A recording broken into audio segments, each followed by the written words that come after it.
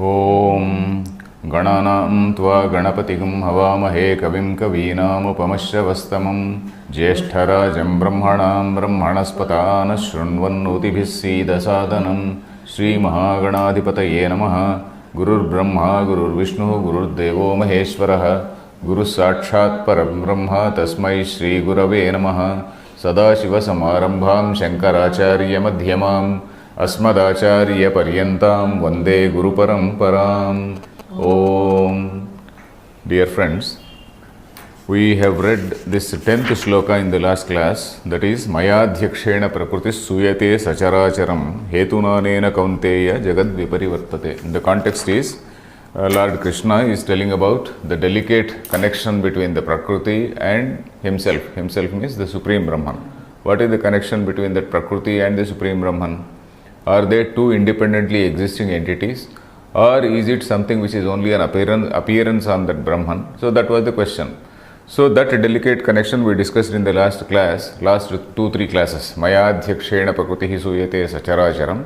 So this Brahman's Adhyakshatvam or presidency or superintendence, so if we want to say superintendence, yeah, we may say like that, presidency is something of the nature of a lamp which is just lit in a dark room, and that lamp's light is throwing light on equally on all things, and lamp has no kartrutva in that. There is no kartrutva for that lamp. So this is a laukika example, this is a mundane example which we are giving in order to explain that in that supreme consciousness only everything is taking place. Because in that consciousness only this appearance of this Maya, this Jaga, what is called Prakriti is happening, and in that, because of this Prakriti is having certain characteristics called Sattva, Rajas and Tamo Guna, and in that all these things are manifest. So that is what is the connection between this Maya and Brahman. So that is what we have seen. Maya and Brahman means Jagat and Brahman also, and also the so-called Jiva and the Brahman. So this is the connection. So this we have seen in the last few classes, we discussed in detail. So the next shloka also we read, that is 11th shloka, Avajananti mam mudhaha manushim tanumashritam parambhavam ajanantaha mama bhutamaheshwaram. This also I read, and then I also just broadly explained the meaning. We have to read the bhashyam. This particular shloka says that my real nature is not known by these foolish people. Not foolish, by these deluded people, let us say. Let us not use the word foolish. By all these deluded people, because they do not know. And then, because they do not know me, they treat me as somebody who is, say, stationed in this particular mortal body. Parambhavam ajanantaha. Then manushim tanumashritam bhavayanti. Manushim tanumashritam means somebody who is just stationed in a human body. So all the people, they think like that. And then why is he talking about himself alone, or is he talking about us also? We are going to see that in the Bhashyam. He is not only talking about himself, he is also talking about you and me. Saying that you and me, we are all the appearance, all nothing but not different from that Supreme Brahman only, and we are not realizing our own real nature. So that is what he is going to say. It is not as though Lord Krishna is personally saying that no, I am that Supreme Brahman. You people are not able to understand. It is not like that. He is applying it to you and me. He is applying it to every being, saying that all the beings are nothing but that Brahman only. All these things are there because of that Supreme Consciousness, Chit, Sat, Chit and Ananda. So that is what he is going to say. Just to recapitulate, Mam means Avajananti Mam. Mam means me. That is, who is that me? That Sarva, that Akhanda Chaitanya, that Supreme Chaitanya Swarupa, and that Sarva Vyapi, that which is, say, all pervading. And Mam, Mudhaha means those deluded people, Avajananti, that is, they just casually take me, they just dismiss me. Then why do they do like that? Manushim tanumashritam bhavaitva, Manushim tanumashritam, as though I am just confined to some small limited body. Then parambhavam ajanantaha, not knowing my supreme nature, my supreme nature.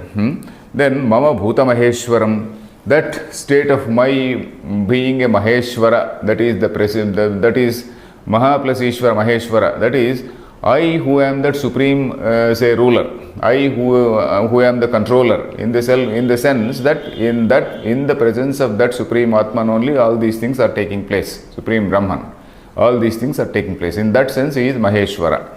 So, not knowing that, these people, they take me casually. So, that is what is the shloka meaning. Let us read the bhashyam. Evam mam एवं मां नित्य शुद्ध बुद्ध मुक्त स्वभावम नित्य शुद्ध बुद्ध मुक्त स्वभावं सर्वजंतूनाम आत्मानमपि संतम सर्वजंतूनां आत्मानमपि संतं अवजानन्ति अवज्ञां परिभवं कुर्वन्ति अवजानन्ति अवज्ञां परिभवं कुर्वन्ति माम मूढ़ाः अविवेकिनः मां मूढाः अविवेकिनः मानुषीं मनुष्य संबंधिनीं मानुषीं मनुष्य संबंधिनीं देहं तनुं देहं आश्रितं तनुं देहम् आश्रितं मनुष्य देहेन व्यवहरन्तम् इत्येतत्. मनुष्यदेहेन व्यवहरन्तम् इत्येतत्. So whole of first line has been discussed here. Evam means in this manner. Mam, what is that mam? Mam means me. Who is that me? Nitya Shuddha Buddha Mukta Swabhava. This expression we have come across earlier also some 2-3 times. In the very beginning, Sambandha Bhashya also, and Shankaracharya, not only Shankaracharya, many other Advaita Vedantins, they use this expression, Nitya Shuddha Buddha Mukta Swabhava. We have discussed it. Nitya means that which is eternal. Nitya Shuddha. Shuddha means that is untouched. Pure, in what sense pure? That is, which is untouched by any of the activities of these upadhis. There are so many upadhis. The same Chaitanya is there continuing in so many upadhis. In you and me, you are an upadhi, I am an upadhi, and so is an upadhi, so is an upadhi, I and we do all types of things, good, bad, all types of things we do. But then this Chaitanya, though it is illumining all this, it is untouched by that. So Suryo yatha sarvalokasya chakshuhu nalipyate chakshushair bahya doshaihi, we read in what is that Kathopanishad. So like that, just as the sun is untouched by all these things, though he equally shines on all the things, he is untouched by all the filth which is down below. Similarly, the consciousness which is illuminating everything, it is untouched by all the activities of these upadhis. So in that sense, it is Shuddha. Buddha means knowledge. Buddha, the root meaning of Buddha is to know. Knowledge, that is pure Chaitanya. That is pure Chaitanya which doesn't mix with anything. It is only illumining. It is something like light. It is just compared to a light. When we use the word light in Vedanta, we are not referring to that physical light, whether it is Jyotir Brahmana or whether it is that Kathopanishad which says Na tatra suryo bhati na chandra tarakam nema vidyuto bhanti and all these things. We are not referring to physical light. We are referring to that intelligence or consciousness in which all these things are happening. So that is Buddha. Mukta. Naturally, when all these things are not at all touching that Supreme Brahman, naturally he will not be bound by them. All these upadhi bound people, you and me, we who are upadhi bound, we are bound by the actions we do. We get this karma phala. We are governed by this law of karma. Whereas that Supreme Consciousness, it is not governed by the law of karma. It is only illuminating good, bad, ugly, everything. So that is the meaning of Nitya Shuddha Buddha Mukta Swabhavaha. Then another important thing is Sarvajantunam Atmanam Api Santam. I am the self of all the beings. Sarvajantunam Atmanam Api Santam. Atmanam Api, that is, even though I am the self of each and every being, that people are not realizing. He is saying directly that you and me, everybody, is that Supreme Being only is manifesting as this Atma, as this particular self. But then you are not able to realize. You are thinking that you are a very limited person. You are having a particular identity. You are having a limited identity, a very definite identity. So that is what is the meaning.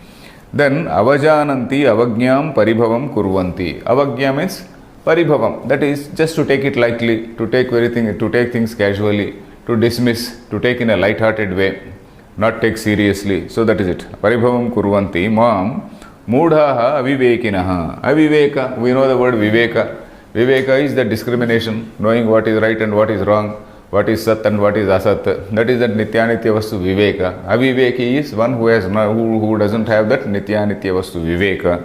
Then avivekinaha Manushim, Manushya Sambandhinim, that is a human. Here, with particular, because he is referring to himself, that is that human body.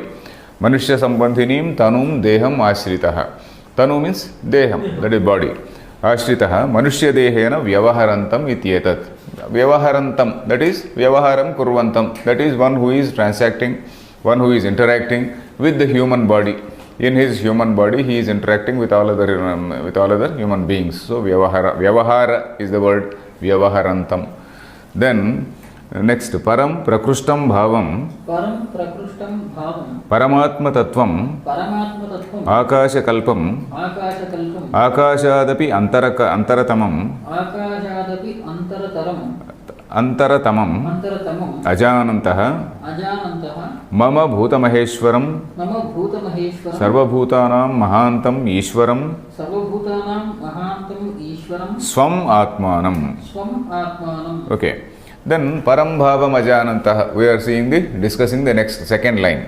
Param, what is that Param? Prakrushtam. Prakrushtam means that which is supreme. Prakrushtam. Nikrushta is the opposite of Prakrushta. Nikrushta is that which is down below. Prakrushta is the something which is high. That is high means that is something which is great, supreme.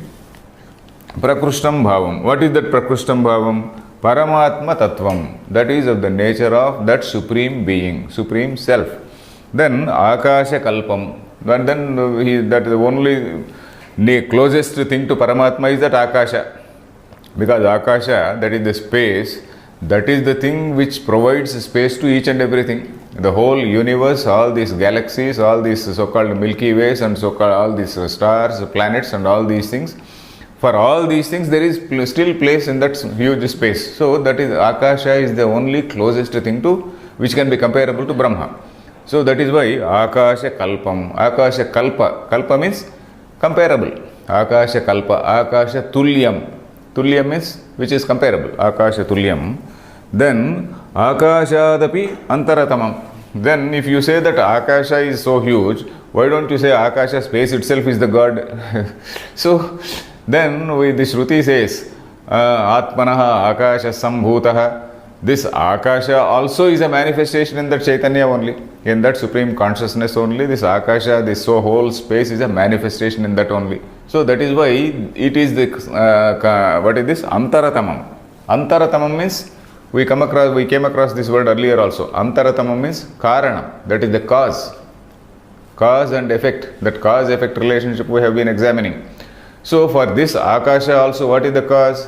The supreme reality is the cause.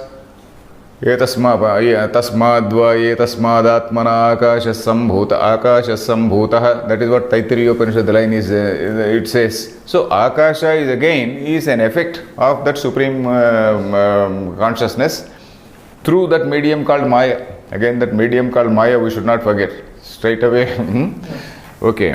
Antaratamam. Ajanantaha, not knowing me. Then Mama Bhutamaheshwaram. What is that Bhutamaheshwaram? Sarvabhutanam Mahantam Ishwaram. Then who is it that who is directing, who is guiding all these beings? That Atma, that self only, it is a guiding spirit, isn't it? That self, the consciousness which is reflecting in all these Antahkaranas, all these so-called Buddhi Guha. Buddhi Guha is that cave called mind, the mind cave, let us say.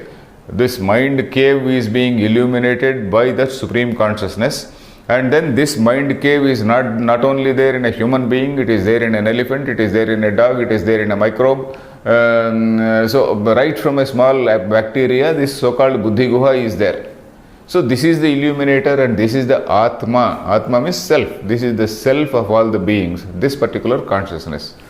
That these people, that you are not realizing, and that is why you are treating yourself as a delimited fellow. You are yourself. Swam Atmanam is one word which you have to underline.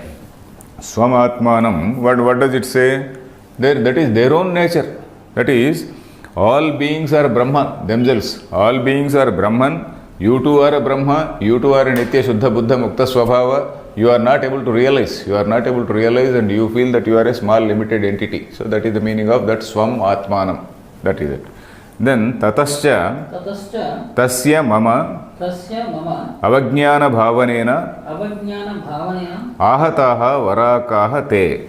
आहताः वराकाः ते Varakaha. Varakaha means pitiable people. They are all people who deserve pity because these fellows, though they are supreme, though in their nature is the same as that of me, they are also Nitya Shuddha Buddha Mukta Swabhava, but then their knowledge is deluded. They think that they are delimited fellows. They think that they are so X, Y, Z and whatnot, and then they have got a very limited identity of themselves, and then they feel transact with others in the same manner, and then they get deluded. They are eternally in that bondage. So that is the meaning here. So mama avajnana bhavanena, that is because of this sort of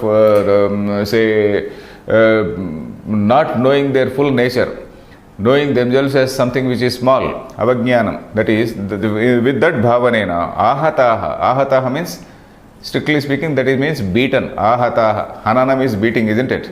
Ahataha means they are afflicted by that. They are afflicted by that, and then they are actually beaten by that ignorance. They are actually condemned by their own ignorance. So in that sense we have to take that word ahata. They are condemned by their own ignorance. They are doing that self-condemnation. So that is the meaning. Ignorant people. And varakaha means pitiable, foolish people. Then katham, how is it? Then next line, next shloka. Moghasha moghakarmano मोघाशा मोघकर्माणो moghajnana vichetasah मोघज्ञाना विचेतसः rakshasiim asurim chaiva राक्षसीमासुरीं चैव prakrutim mohinim sritaha. प्रकृतिं मोहिनीं श्रिताः. So those who think very small about themselves, what can they achieve? If you think that you are a big man, if you not only thinking, but you realize, not merely thinking, not that false sense, once you realize that you are really great, you will do great things. If you feel that you are only a small fellow, you are not capable of doing anything, you are such a limited person, naturally your activities also will be limited.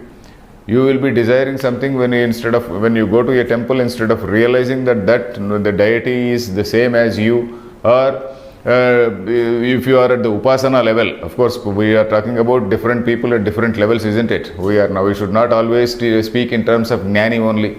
A jnani, of course, he realizes that this Supreme Chaitanya and the Supreme Chaitanya in the deity which he is worshipping is one and the same. But ordinary people also, when they go, that upasana feeling also is there. But then even a lower level people are there, that they do not even have that feeling of upasana. They merely go there for some desires. They just go and worship, they pray, and then they want some silly, some small benefits, some petty benefits. So these are the people who are content with that, and then who do not achieve bigger things. What are all our actions depend on our world vision, our understanding, our knowledge, isn't it? Our knowledge determines our actions. If our knowledge is very inadequate, our actions are also inadequate, and equally we will get the result also. So like that, all these people, they are into all these kamya karmas only. Kamya karma means all these activities with petty requests, and then okay, let me have this small benefit, let me have some other benefit, let me get my increment. So all these are the petty things. And then those who cannot understand or realize their own divine nature, so they are actually getting only some small petty results, and then those results are as good as futile. If you are when you are capable of getting 100 marks, and then you are content with 5 marks, then that is as good as nothing, isn't it? As good as futile. So in that sense, he is using the word moghasha. Mogha plus asha, moghasha. Mogha means futile. Mogha. It is not megha. Megha means cloud. Mogha is futile. We use the word amogham. Normally we use that word amogha. When somebody asks, oh, how was the meeting? Oh, amogham. How was the talk? It was amogham. Amogham means it was so wonderful. We use it in that sense. Amogha means not futile. Here mogha means futile. So we usually see this word where Arjuna, he shot one shastram, and then that was amogha astram. Amogha means that which will never go futile. It will always hit the enemy, or it will always reach the target. So that is that is amogha. That is not going futile. Here it is mogha. So mogha ashaha. Asha means their desires, their activities. All their activities and desires are as good as futile. In that sense, mogha asha means they are, instead of getting 100 marks, they are getting some 5 marks and satisfied with that, and that is the end of it. They are happy with that. So they are as good as futile. Moghashaha, mogha karmanaha, and all their activities are also similarly futile. Then mogha jnanaha, mogha jnana, their knowledge also is very, very equally futile, because what all knowledge they have may be some shastra jnana. Shastra jnana means maybe they may be different, they may be having some expertise in some field, expertise in some physics, chemistry, or some other field, or some history, or somebody may be a historian, somebody may be something else. But then they do not understand their own nature, they do not know their own self. So they have that futile knowledge, or futile shastra pandityam, as we say, shastra pandityam without realization of self. So that is the mogha jnana. Vichetasaha. Vichetasaha means brainless. All these brainless people, all these unintelligent people, unintelligent, brainless, that is the meaning.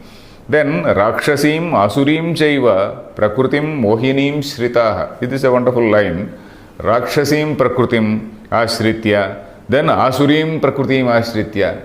He is distinguishing between two types of nature. One is a Rakshasa Prakriti and Asuri Prakriti.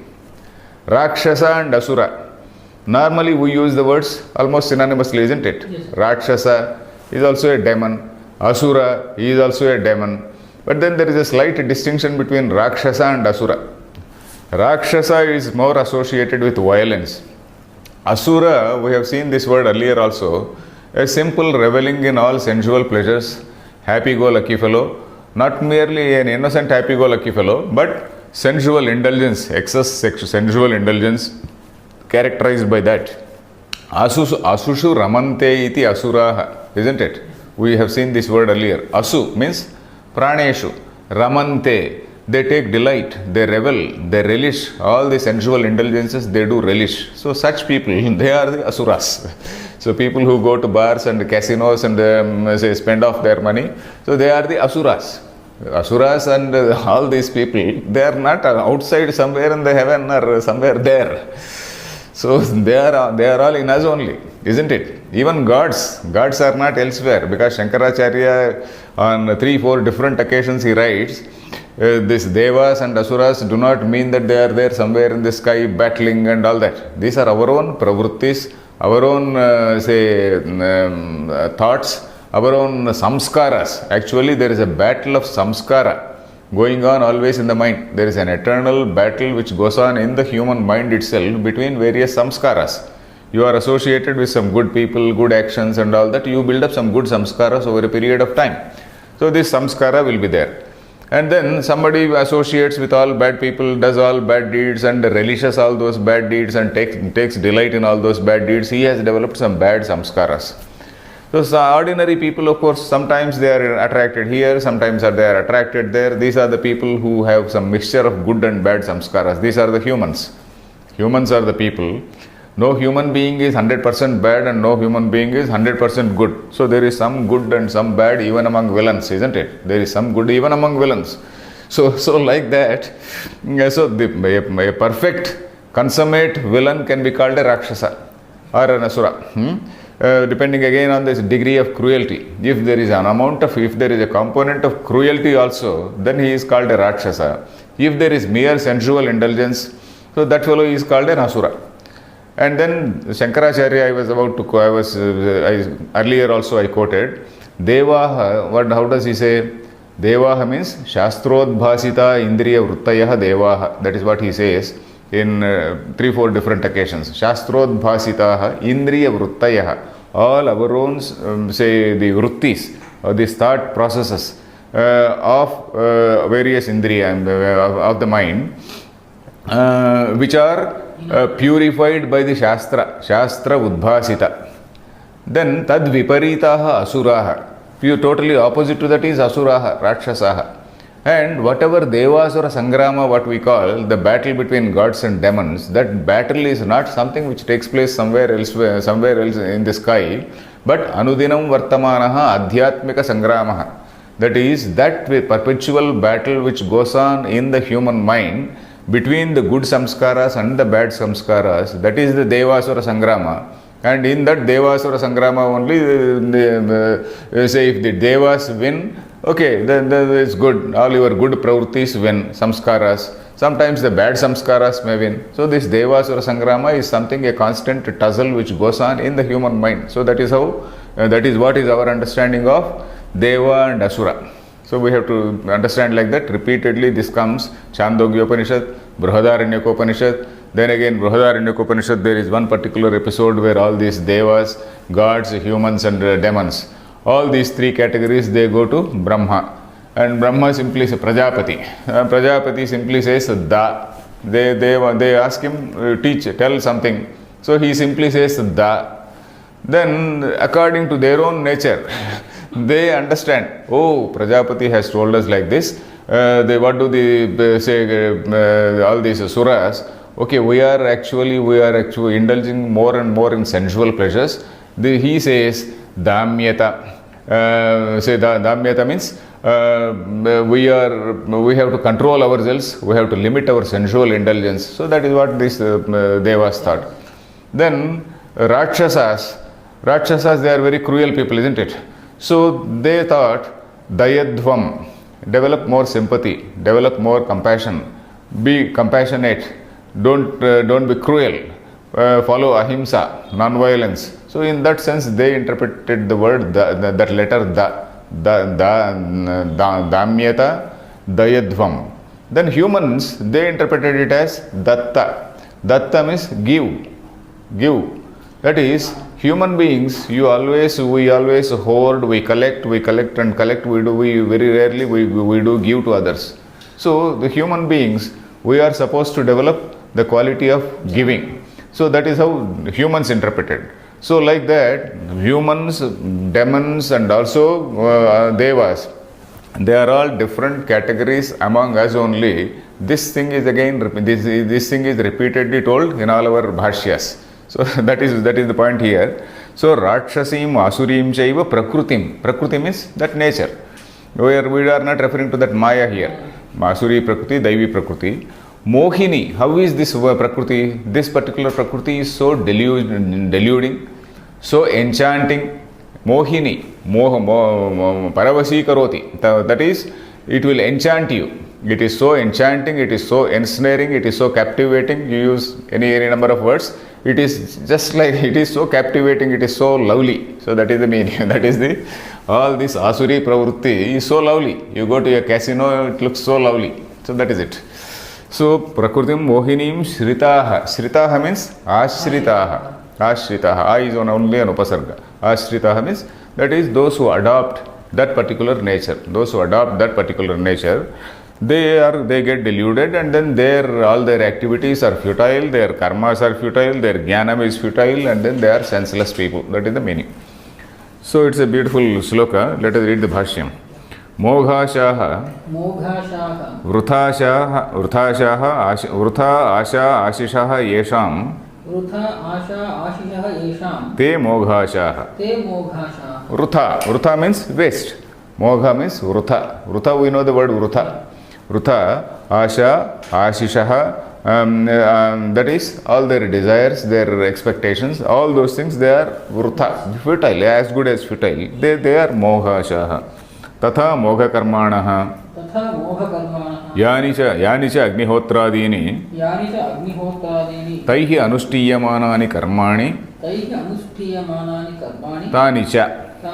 Okay. Mogha Karmanaha. All their activities. He may be doing some Agnihotram, he may be doing some Yajna, he may be doing all these things. Of course, no doubt they are not Nishiddha karmas, they are not prohibited karmas. If it is a prohibited karma, he will go to hell only, isn't it? We are not talking about prohibited karma, but we are talking about a Kamya karma. Even those who do all these Kamya karmas, they have a potential to elevate themselves. Unfortunately, these people, they are not knowing that potential.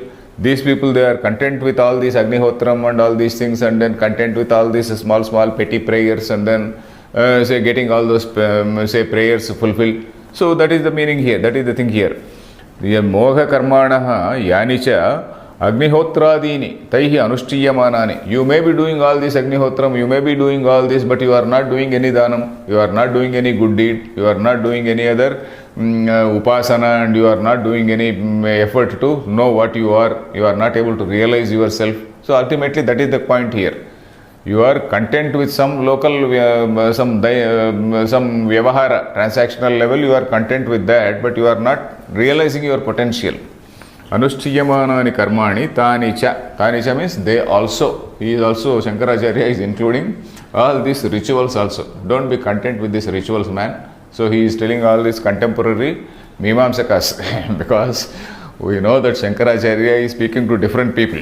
He is referring to all the Mimamsakas of his time and also the present day people. Present day people also, every day we are so steeped in our own selfish desires and selfish requests that we are not bothered about what is going on in the society. We do not bother about bigger things. We do not know, we want to know about ourselves also. So that is it. Tesham Bhagavat Paribhavat Swatmabhutasya avajnanat Moghanyeva Nishphalani Karmani Bhavanti iti Mogha Karmanaha. So, Tesham Bhagavat Paribhavat, that is by insulting or by ignoring, by taking him lightly. Taking whom lightly? Bhagavat, that is the Bhagavan, that is the God. God not outside, God in themselves. So that is the line, this line we have to underline. Swatma bhutasya avajnanat. So Swatma bhutasya, that is their own self. It is not as though this God is somewhere outside. Swatma bhutasya avajnanat. They are actually taking it lightly. They are not able to realize it. They are not bothered about it. They have never gone to a teacher. They are not bothered about Shravana Manana Nididhyasana. So that is the meaning. So Swatma Bhutasya, their own Atma, they are not able to realize. Then that is why Moghanyeva Nishphalani Karmani Bhavanti. There all their activities become they Nishphalani. They are as good as Nishphala. They are as good as zero. Nishphalani Bhavanti iti Mogha Karmanaha. So they are called Mogha Karmanaha. Tatha Moghajnanaha. Tatha Moghajnanaha. Mogham Nishphalam Jnanam Yesham te Moghajnanaha. Mogham Nishphalam Jnana.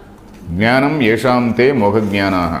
Jnanam Yesham te Moghajnanaha. Okay, they are the Moghajnanaha. That is, their knowledge also is futile. They may be having a lot of knowledge of about how to do this yajna, that yajna, etc. Is there any print mistake there? What does it say? It says Tatha Moghajnanaha Nishphala Jnanaha Jnanamapi Tesham.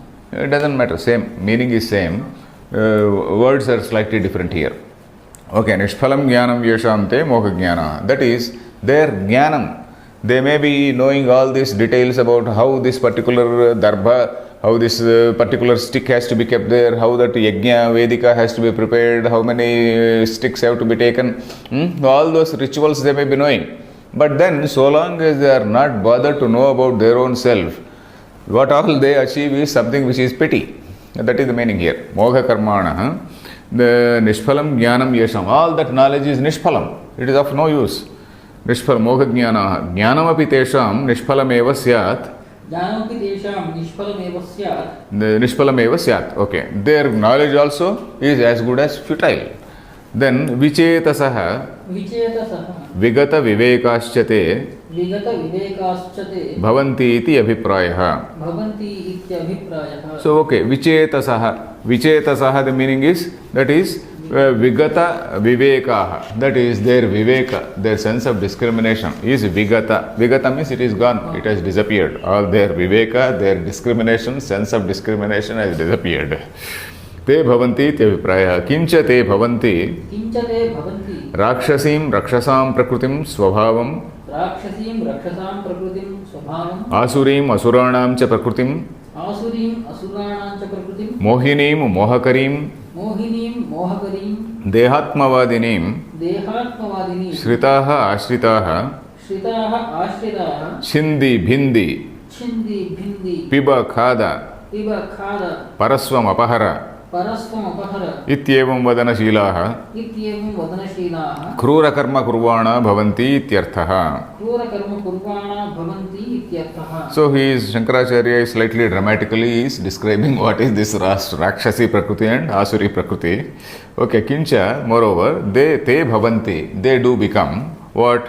Rakshasim, Rakshasam Prakritim Swabhavam. Rakshasi Prakriti, Rakshasam Swabhavam. That is Rakshasam Swabhavam. That is the Prakriti, the nature of these Rakshasas. In English, I do not know whether there is a slight differentiation between demons, devils, etc. Devil, of course, we should not use the word loosely, because devil there is a significant religious significance in Western religions. That is the Satan or Satan. That he is the devil. But demons, we do not know whether they use that word demon, but word is very much there. Maybe pre-Christian word, it may be, a demon. So anyway, here we have drawn a difference between the Rakshasa and Asura. Well, let us not bother about the English equivalents for that.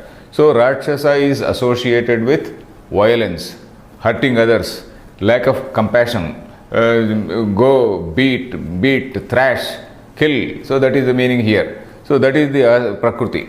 Then Asurim, Asuranam cha Prakritim. So both these people, they are guided by this philosophy, Mohinim, Mohakarim, Dehatmavadinim. That is this Dehatmavada. Dehatmavada, we have come across this earlier. Dehatmavada is, there is no separate Atma except this body only. This body itself is Atma. Whatever intelligence is we are feeling in the mind, that itself is Atma. That itself is the real self. There is nothing, there is no other self beyond this particular thing. So this is the Dehatmavada. And when your knowledge is so happily confined to your body, then your own bodily needs become the utmost goals. So you go, you happily enjoy, you feel hungry, you go and then you take whatever you want. If you can't get it, you go and snatch it. And you see a woman, you want to have her, and then if you can't get it legally, you go and snatch her. So these are all the things. This is what is called the Asura Swabhava and also Rakshasa Swabhava. If there is violence also, it becomes Rakshasa Swabhava. So Dehatmavada. So your knowledge is again determining your action here. You are confined to this body, body Atma philosophy. That is Dehatmavada. Your philosophy is that apart from the body, there is nothing else, nothing beyond. So that is why as long as you live, enjoy what all you want. So that is the philosophy. When you are subscribing to that philosophy, naturally you will go, you will try to do anything, you will try to do you don't have that conscience or anything. In fact, conscience, again, what is that conscience? English word, that conscience. That is the same samskaras which we have in our mind.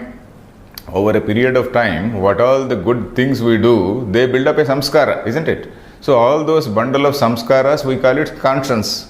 And in some place in Shakespeare, one of the villains in Shakespeare's plays, I think it is she, Lady Macbeth or somebody says, conscience doth make cowards of us all. Conscience, it makes cowards of us all, she says. I think so, she says, or some other villain, let us say.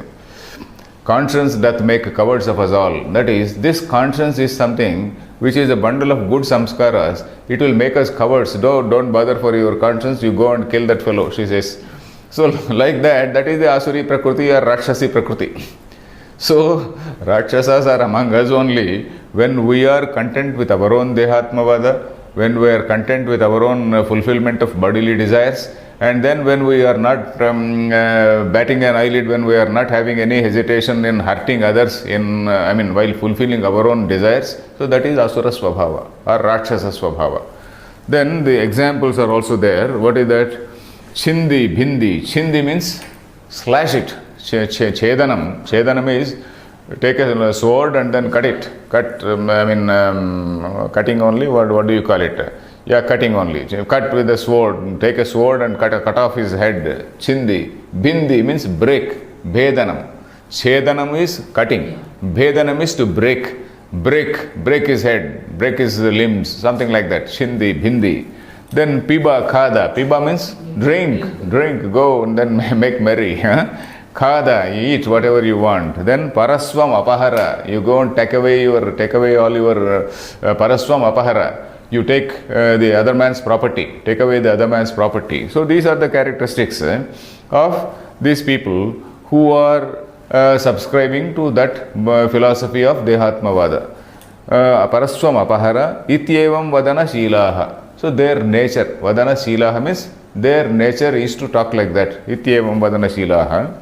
Then krura karma kurvana bhavanti. So they are the people who indulge in all types of cruel. Krura is cruel. This cruel activities they do indulge. Then he is quoting one line. Asuryanama teloka iti Asuryanama telokaha iti shrutehe. Shrutehe. So there we have seen this line. Asuryanama teloka andhena tamasa vrutaha. Where Ishavasya. So Asuryanama telokaha. These people, they attain only such state of existence. After they leave their body, they attain those particular states of existence. Asurya lokaha. Then next shloka.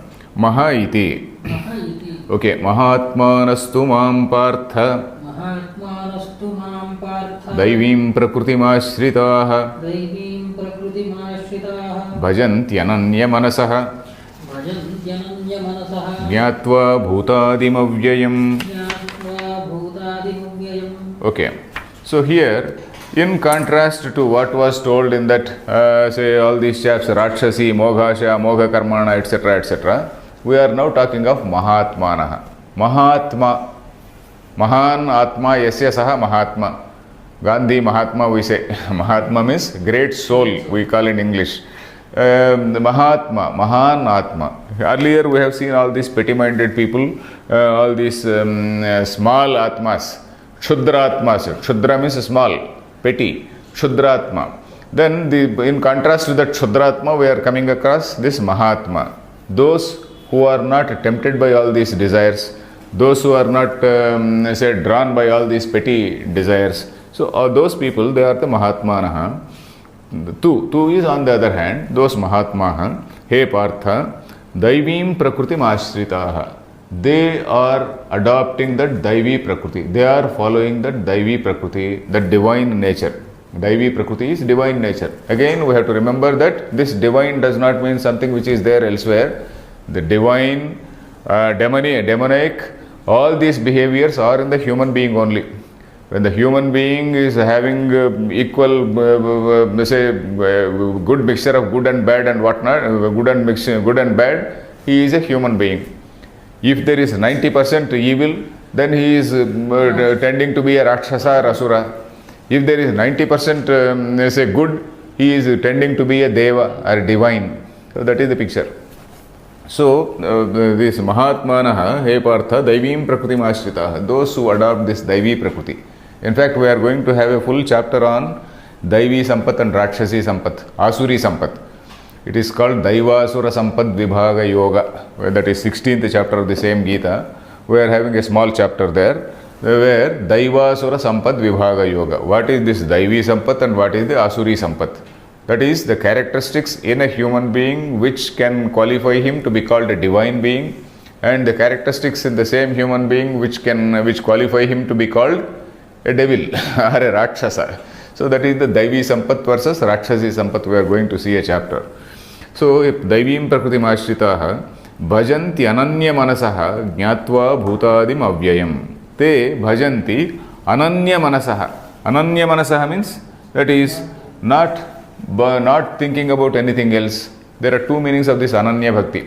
Ananya Bhakti is, we have seen in this 7th chapter and earlier also, Ananya Bhakti is thinking that God is, that divine thing is, I am the same divine. It is not different from me. That is Ananya Bhakti. Then another meaning of Ananya Bhakti means not wavering, not having a wavering mind, with a mind fixed, with a mind say fixed on me only. Ananya Bhakti, not going to petty, not going to worship all these Kshudra deities for petty things. So that is the meaning here. Ananya Manasaha, Ekagra Chittaha, that is the meaning given by one commentator. That is having that concentration on me only. Jnatva Bhutadim Avyayam. Jnatva means having realized Bhutadim. Bhuta plus Adi, Bhutadi. That is the beginning of all beings. I am the beginning, Adi. Adi means Karanam. I am the Karanam, I am the cause for all these beings, Bhutadi. Then at the same time, Avyaya. I am the Karanam, but I am not undergoing any change. I am not undergoing any change. This is Avyaya. That does not Vyeti. Na Vyeti iti Avyayam, isn't it? That which does not perish, that which does not decline. So that is what is Avyayam.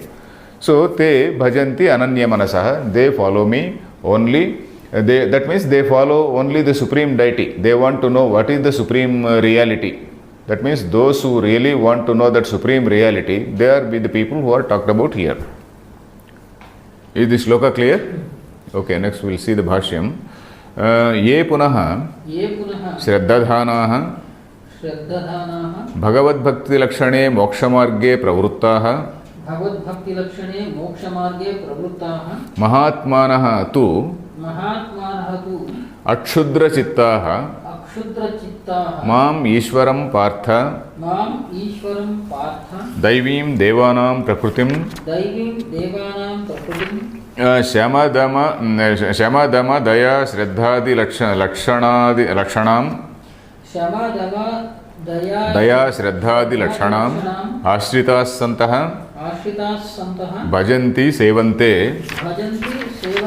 Okay, we will break here because the sentence is continuing to complete the whole shloka. So, ye punaha means on the other hand, then ye punaha, those shraddadhanaha, those who are very devout, those who are having that shraddha, those people, shraddadhanaha.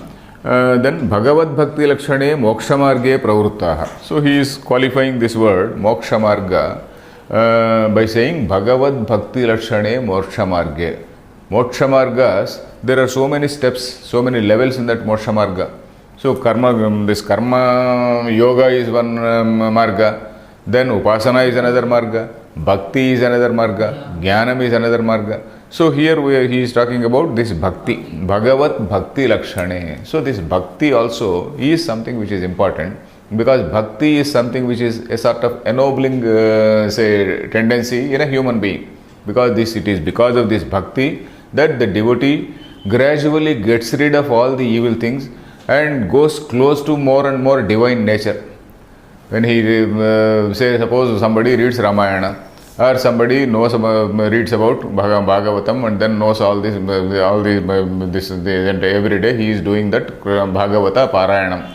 So naturally all his bad tendencies will go away and then he will slowly understand the divine nature, how Lord Rama conducted himself, how Lord Krishna conducted himself, and then this is a sort of emulating a noble character. Why do we do this Parayanam of Ramayanam and Bhagavatam?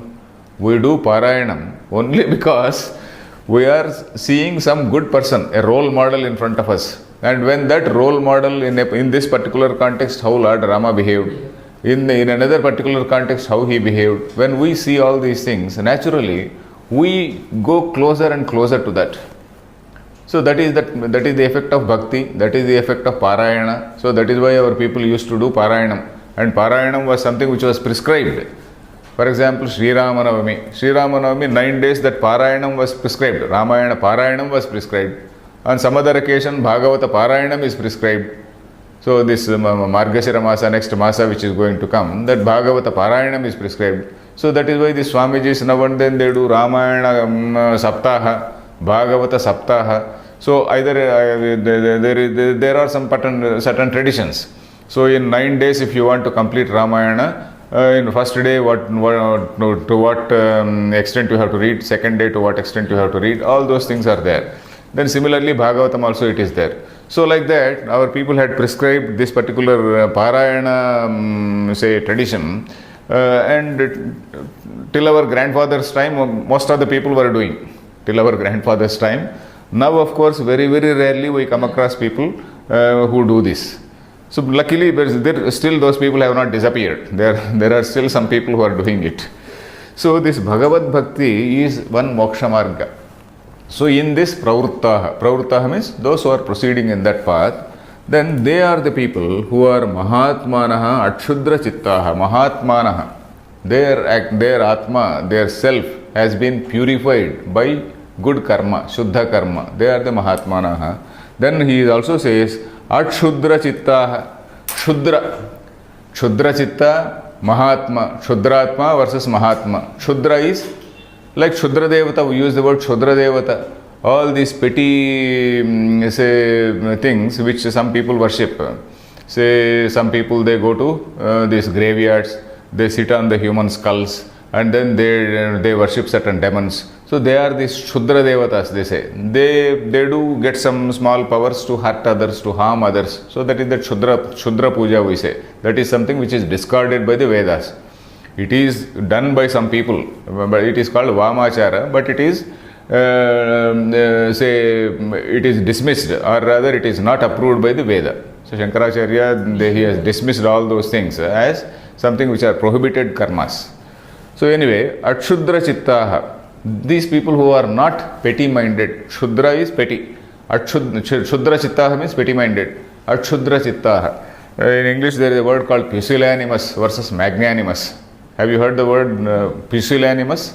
So if you want a single word for this, pusillanimous people, that is a petty-minded fellow versus a magnanimous person. Of course, magnanimous is slightly different from Mahatma. Mahatma is one who has got a purified soul. That is it. Atshudra Chittaha Mam Ishwaram Partha Devim Devanam Pravrittim. Then he is saying Deva Daivi Prakriti. What is this Daivi Prakriti? Shama, Dama, Daya, Shraddhadi, Lakshanam, Ashritaha. These people, they are having the Shama, Dama, we know these words, Shama, Antarindriya Nigraho, Shamaha. That is controlling the mind, is a Shama. Controlling the mind, controlling the Antahkarana, not allowing the mind, not even forcibly, not forcibly. That is by proper awareness, by proper thinking, by proper viveka, you have attained that stage where the mind does not go astray. So that is what is Shama. Then Dama is the preliminary level, that is Bahyendriya Nigraha. The mind wants to run, but you are physically controlling. So that is Dama, that is Bahyendriya Nigraha Damaha, Antarindriya Nigraha Shamaha.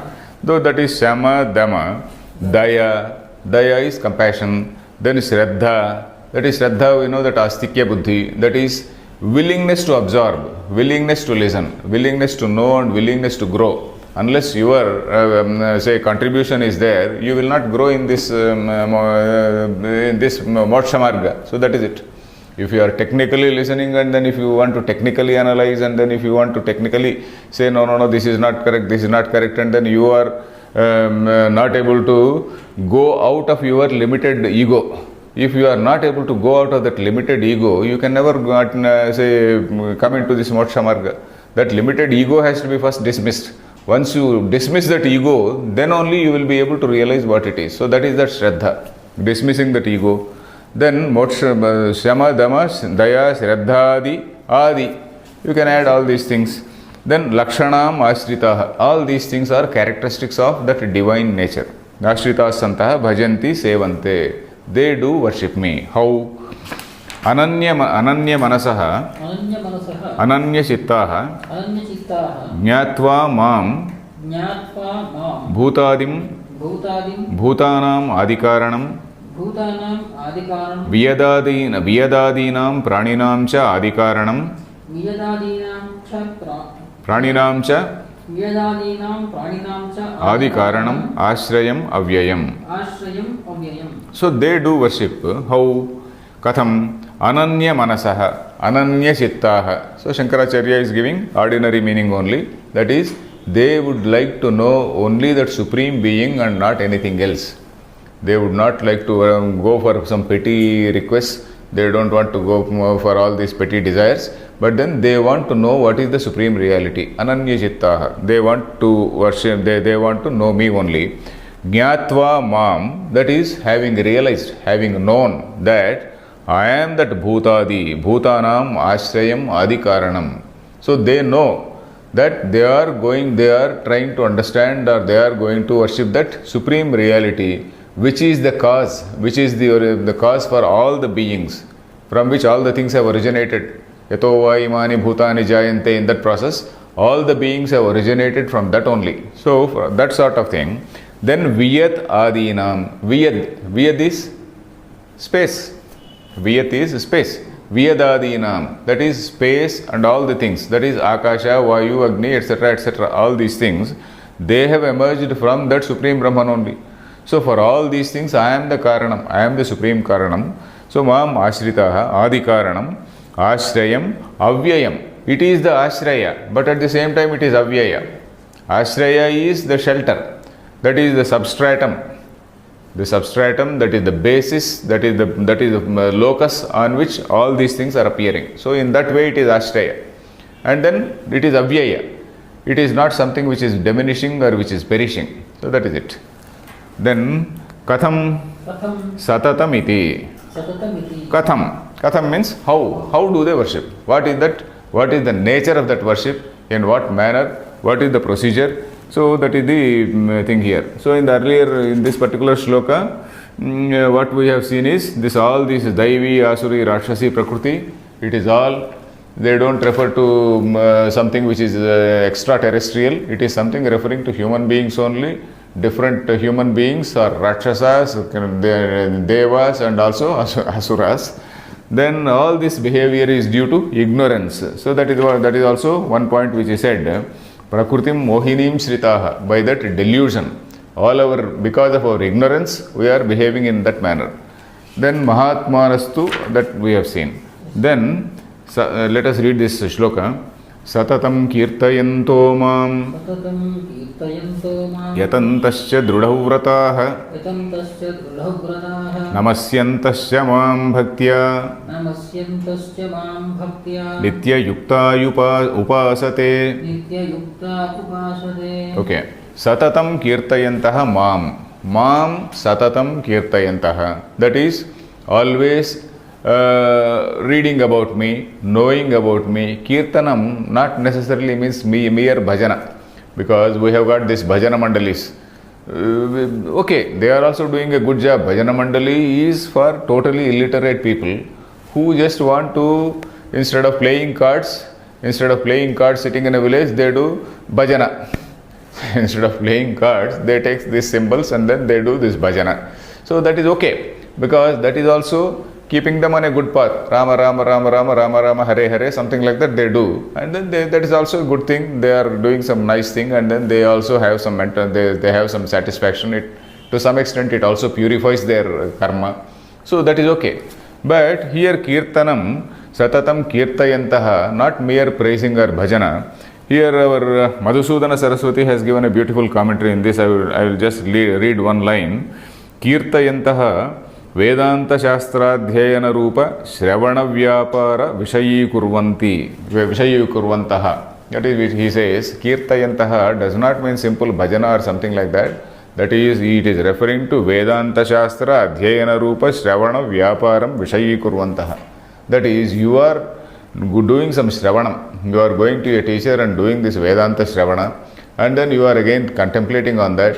You are trying to know what is the nature of the divine. You are trying to know what is your own nature. So that is the meaning of Kirtana, which Madhusudana Saraswati says. Satatam Kirtayantaha Mam Yatantascha. Yatana means? Prayatnam is the meaning. Yatantascha, this it comes from the root Yamadhatu. Yama. From Yamadhatu only Yati. When we refer to a sage as Yati, that is one who is in that process of yama, not process, one who has attained perfection in that yama. What is that yama? Not Lord Yama. Yama is self-control. For this Yamaha, is the time over or is there still time? 2 minutes. 2 minutes. Okay, we can read this line. Again, Madhusudana Saraswati quotes one more line from, say, Patanjali Sutra. Madhusudana Saraswati has written a very nice commentary for this and also the subsequent things. So he quotes, what are these yama? Yamas are ahimsa, satya, asteya, brahmacharya, aparigraha, yamaha. So Patanjali Sutra, we know, Patanjali has written these Yoga Sutras. And these Yoga Sutras, he is quoting 2 sutras, ahimsa, that is non-violence, compassion, being compassionate to all the things. Satya, being truthful. we are not referring to Satyam Jnanam, we are referring in a very ordinary sense. Satyam. Asteya. Asteya means not stealing the property of others, not trying to snatch the properties of others. So that is Asteya. Then Brahmacharya. Brahmacharya is not physical not physical say bachelorhood, but it is trying to know the nature of Brahman, trying to know what is the reality. So that is Brahmacharya. Then Aparigraha. Aparigraha means not accepting anything from anybody. In fact, Aparigraha Vratam is something which is unique, which I have seen some people when I was working in a place called Guntur. I have seen some people there, some very traditional people. They just do not take anything from anybody. Aparigraha Vratam. So what all they do some hard work in the field, they get something, and then with that they feed the students, and then they teach the Shastram to the students. So such type of people, they are still existing. Very rarely, but such good people are still there. Aparigraha Vratam. So it is a Vrata. Even if you want to give him some 1,000 rupees or 10,000 rupees or whatever it is, they will not take. They are happy. So that is that Aparigraha Vratam. So ahimsa, satya, asteya, brahmacharya, aparigraha, yamaha. And Patanjali also says this is called Sarvabhauma Vratam. Sarvabhauma means in all bhumis. Bhumi means in all levels, in all situations. In all situations, this is something which has to be done by all people. This is yama. This yama is not only something which is prescribed or compulsory for a seeker. For a spiritual seeker, anyway it is compulsory. For all others also it is applicable, and all people have to do that. That is what is the meaning of Sarvabhauma Vratam. Sarvasu Bhumishu. Bhumi means a situation, a place, a situation. Sarvabhauma Vratam means it is applicable to all situations. It is not as though you do it only, you follow ahimsa on a particular day. Say suppose some people, they don't eat non-vegetarian on Saturdays. So that is ahimsa on Saturdays. So that example also, the same gentleman is giving example. Our Madhusudana Saraswati, he doesn't leave us in confusion. He says, Jatya Brahmanatvadikaya. Okay. Jati, Desha, Kala, Samaya, Anavachinnaha, Sarvabhauma Mahavratam. That is, it does not depend on caste. It does not depend on place, it does not depend on time. So it is not dependent on all these things. It is a Sarvabhauma Vratam. It is always, at all times, for all people, it is valid. In all places it is valid. He says, Deshena Tirthadina. Okay, when I go to Kashi, I will not drink. It is not like that. You are not supposed to drink. Kalena Chaturdasyadina. So Chaturdashi, I will not eat non-vegetarian. It is not like that. Of course, non-vegetarian, Hinduism does not mean vegetarianism. That's a bigger question. I will not go into that. Chaturdasyadina means on Chaturdashi day, I will not do this. I will not tell lies. Or I will not steal. On all other days, I can steal. So it is not like that. Then Samayena, Yajnadi, Anyatvena, Anavachinna, Himsadayaha. So, in this Yajna only, I will do this Himsa. Apart from the other places, I will not do Himsa. So, all these conditions will be there. On so and so day, I will do this, I will not do this thing. On all other days, I can do this. So, it's not like that. This is something called Sarvabhauma Vratam. It is applicable to all people, at all times, in all places. So that the beautiful word Sarvabhauma Vratam, which we have to remember. Okay, now we will continue in the next class. Om Purnamadah Purnamidam Purnat Purnamudachyate Purnasya Purnamadaya Purnameva Vashishyate Om Shanti Shanti Shantihi.